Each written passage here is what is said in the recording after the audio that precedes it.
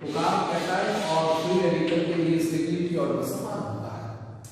तो हमने बात की एक कार्ब कैटायन की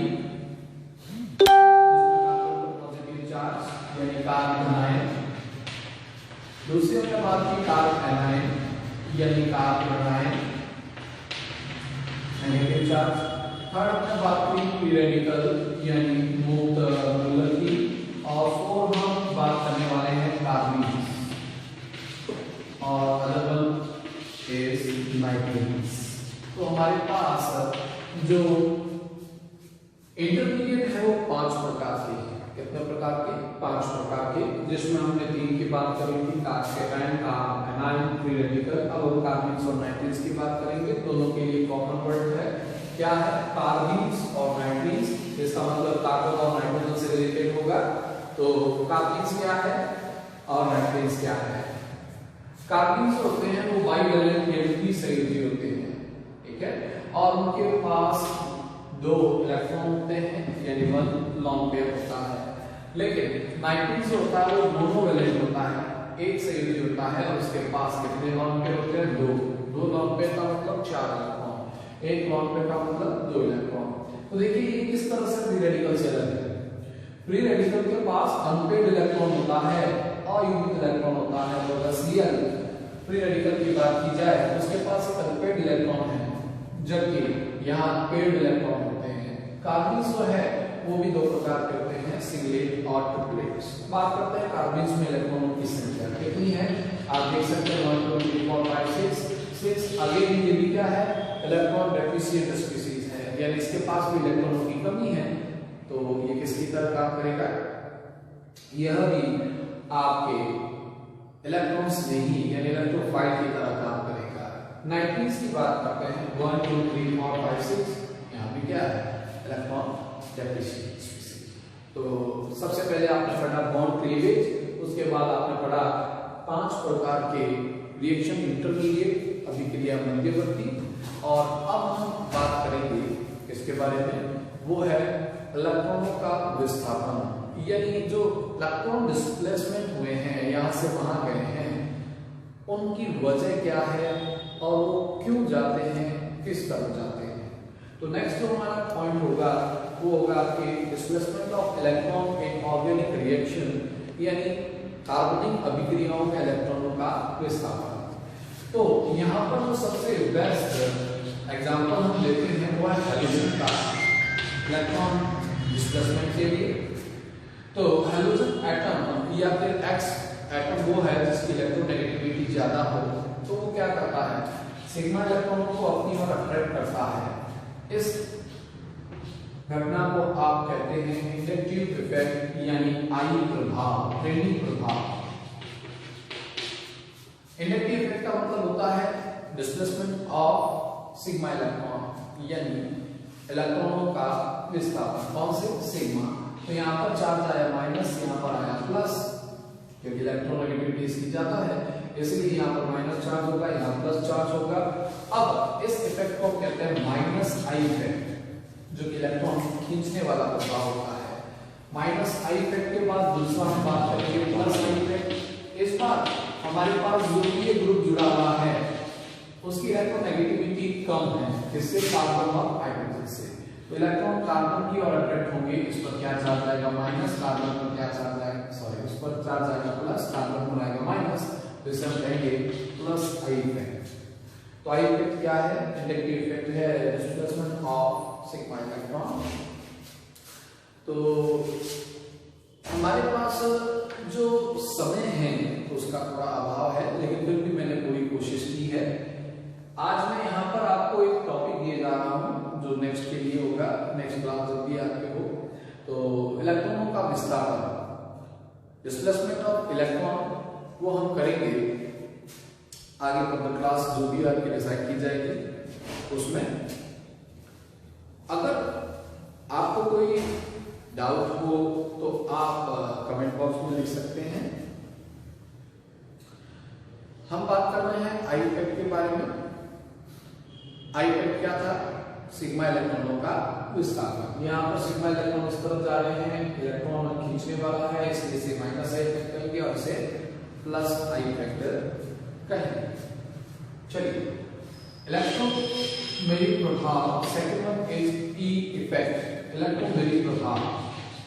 दूसरा इफेक्ट, दोनों में काफी अंतर है, ध्यान रखिए। ये एक परमानेंट इफेक्ट है, स्थायी प्रभाव है, जब तक जुड़ा रहेगा तब तक रहेगा, जबकि इलेक्ट्रोमैग्नेटिक इफेक्ट जो है वो केवल अटैकिंग रेडिएशन की उपस्थिति में होता है। माइनस आई रुक जाओ, माइनस आई। हाँ सही है।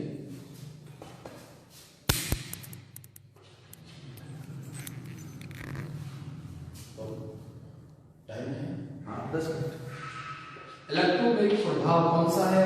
नेक्स्ट हम बात करते हैं सी डबल बॉन्ड सी।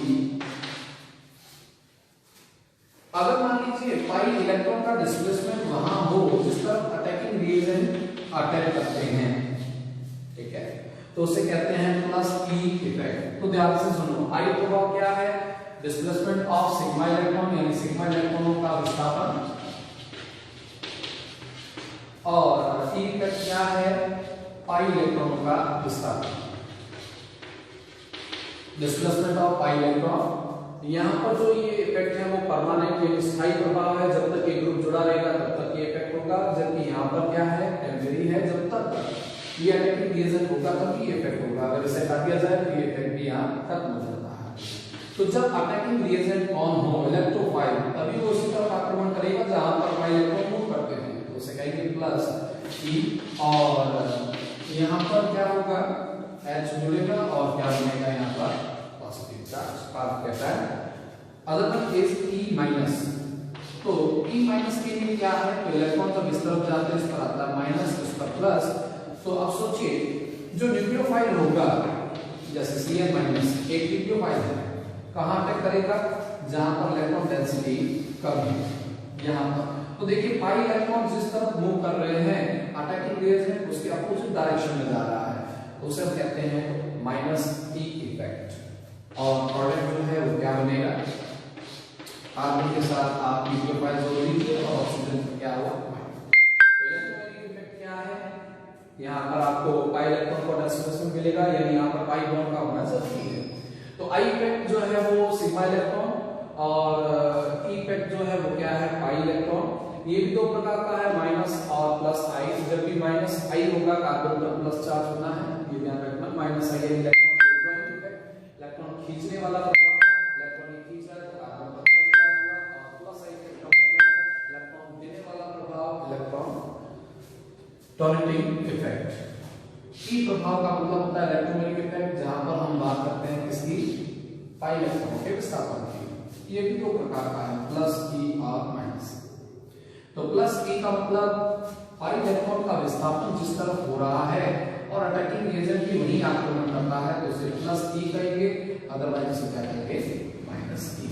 तो पहला आपने पढ़ा आई इफेक्ट, दूसरा आपने पढ़ा ई इफेक्ट, तीसरा हम पढ़ रहे हैं आर इफेक्ट, यानी रेजोनेंस इफेक्ट। तो रेजोनेंस इफेक्ट किसे कहते हैं? रेजोनेंस कहाँ होता है?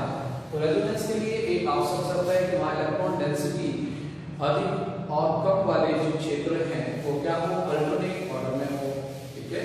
अल्टरनेट का मतलब होता है कि वहां पर आपको कहीं इलेक्ट्रॉन ज्यादा मिले और कहीं इलेक्ट्रॉन कम मिले। तो अब आप बात कर रहे थे ई इफेक्ट के बाद आई ई, और आप बात करेंगे आर।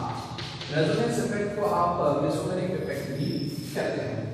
तो आप देख सकते हैं कि हम जो एग्जाम्पल पढ़ने जा रहे हैं वो है आपके अनसैचुरेटेड हाइड्रोकार्बन का और संतृप्त यौगिक, जिसमें यहाँ इलेक्ट्रॉन डेंसिटी ज्यादा है, फिर यहाँ कम हो गई, यहाँ ज्यादा हो गई, तो ये लॉन्ग से दिए जाएंगे। और ये रेजोनेंस यहाँ पर इस तरह से शो कर सकते हैं। इस पर आया minus charge, carbon double bond x, इस पर आया प्लस चार्ज, तो इस घटना को आप कहते हैं प्लस आर इफेक्ट। ऐसे क्या कहते हैं? Plus are effect. तो प्लस आर इफेक्ट किसे कहते हैं? जब जो ग्रुप है वो इलेक्ट्रॉन डोनेट करता है। तो हमेशा याद रखिए, यहाँ आपने माइनस आई प्लस आई किया, उसमें भी कार्बन पर क्या चार्ज है? Plus opposite. अगर माइनस आई इफेक्ट है तो कार्बन पर पॉजिटिव चार्ज होता है, उसी प्रकार अगर प्लस आई इफेक्ट है तो कार्बन पर नेगेटिव। यहाँ भी देखिए कार्बन, ये अपने कार्बन पर चार्ज क्या है? नेगेटिव, लेकिन इफेक्ट कौन सा है? Plus R. उसी प्रकार अगर माइनस आर इफेक्ट देखना है तो इसका मतलब उसमें कार्बन पर क्या चार्ज आएगा? पॉजिटिव। तो एक और एग्जांपल हमारे पास है इस बार जो ग्रुप है वो कौन सा है? इलेक्ट्रॉन विड्रॉइंग ग्रुप है, यानी इलेक्ट्रॉन खींचने वाला ग्रुप है। तो आप देख सकते हैं ये इलेक्ट्रॉन खींच रहा है, तो इस कार्बन पर क्या चार्ज आएगा? प्लस। इसे कहते हैं minus are effect. C1 bond C 1 bond यहाँ प्लस चार्ज, यहाँ पर हो गया C double bond C oxygen पर माइनस चार्ज। तो ये हुआ आपके आर इफेक्ट। 3 प्रकार के इफेक्ट आपने कर लिए हैं। IER यानी इंडक्टिव इफेक्ट, इलेक्ट्रोमैग्नेटिक इफेक्ट और हमारे पास है रेजोनेंस इफेक्ट। ठीक है, तो हमारे पास जो इफेक्ट आए हैं लास्ट में तो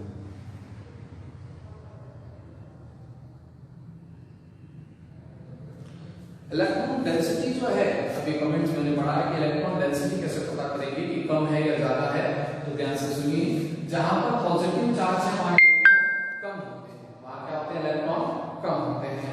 तो इसका मतलब वहां इलेक्ट्रॉन डेंसिटी कम हो गई है। और जहां नेगेटिव चार्ज है वहां इलेक्ट्रॉन ज्यादा है, यानी वहां इलेक्ट्रॉन डेंसिटी ज्यादा है। इलेक्ट्रॉन डेंसिटी हमेशा कैसे निकाल सकते हैं? इलेक्ट्रॉन जिस एरिया में है और उसके रेडियस यानी त्रिज्या से आप अनुपात निकाल सकते हैं।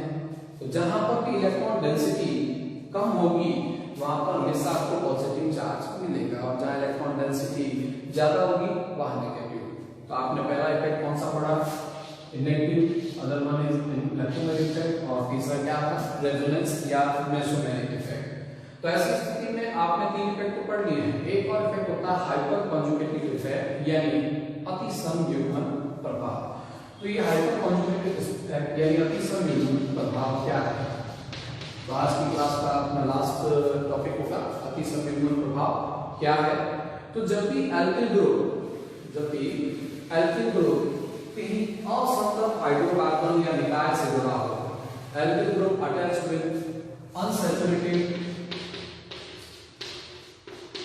हाइड्रोकार्बन, जैसे ये एल्किल ग्रुप है CH3 ग्रुप, कहां जुड़ा हुआ है? अनसैचुरेटेड यानी जहां पर डबल बॉन्ड है उससे अगर जुड़ा हुआ है, तो ऐसी स्थिति में आपको ये इफेक्ट देखने को मिलता है। तो क्या होगा? तो अगर ये इलेक्ट्रॉन यहां दिए जाए, ये इलेक्ट्रॉन इस तरफ ट्रांसफर होगी, क्यों? क्योंकि alkyl group plus I effect दर्शाता है। तो प्लस आई इफेक्ट का मतलब इलेक्ट्रॉन देता है, तो इस इलेक्ट्रॉन प्रोवाइड करेगा, तो ये वाले इलेक्ट्रॉन इस तरफ चले जाएंगे। तो यहां पर हाइड्रोजन पर क्या चार्ज आएगा? Plus charge, H plus HCH double bond CH CH2 minus. आप देखिए यह इलेक्ट्रॉन डेंसिटी ज्यादा है, यहाँ पर इलेक्ट्रॉन है, यहाँ भी इलेक्ट्रॉन डेंसिटी ज्यादा है। H प्लस इलेक्ट्रॉन नहीं है, यानी इलेक्ट्रॉन डेंसिटी कम है। तो जैसे ही H प्लस यहाँ से बाहर जाने की कोशिश करता है, ये इलेक्ट्रॉन यहाँ ट्रांसफर कर दिए जाते हैं। तो हमारे पास जो स्ट्रक्चर बनेगी वो क्या बनेगी? HCH H double bond CH CH2 minus, इस H पर प्लस। फिर से वही बात, अगर ये H प्लस बाहर जाए तो इससे पहले ये इलेक्ट्रॉन दिए जाएंगे, तो इस बार प्लस चार्ज यहाँ पर होगा, H plus C1 bond H double bond CH CH2 minus. जैसे ही H प्लस बाहर जाने वाला है तो इसे ये इलेक्ट्रॉन दे दीजिए, और ये इलेक्ट्रॉन यहाँ पर, तो एज वेल एज वापस ये स्ट्रक्चर होगी। आप इन चारों रेजोनेंस स्ट्रक्चर में देख सकते हैं कि कार्बन और हाइड्रोजन के बीच में जो बॉन्ड है वो आपको नजर नहीं आ रहा है, इसीलिए इसे नो बॉन्ड रेजोनेंस या बिना बंध का अनुनाद भी कहते हैं। क्योंकि इसमें सबसे पहले बेकर और नेथन ने इसे बताया था, इसीलिए इसे बेकर नेथन प्रभाव भी कहते हैं। तो उम्मीद है कि ऑर्गेनिक केमिस्ट्री के सारे कॉन्सेप्ट हमने कर लिए हैं। अब टाइप ऑफ रिएक्शन के लिए हमें एक्स्ट्रा क्लास की आवश्यकता होगी, जो आगे आप देखेंगे। ठीक है, थैंक यू फॉर वॉचिंग।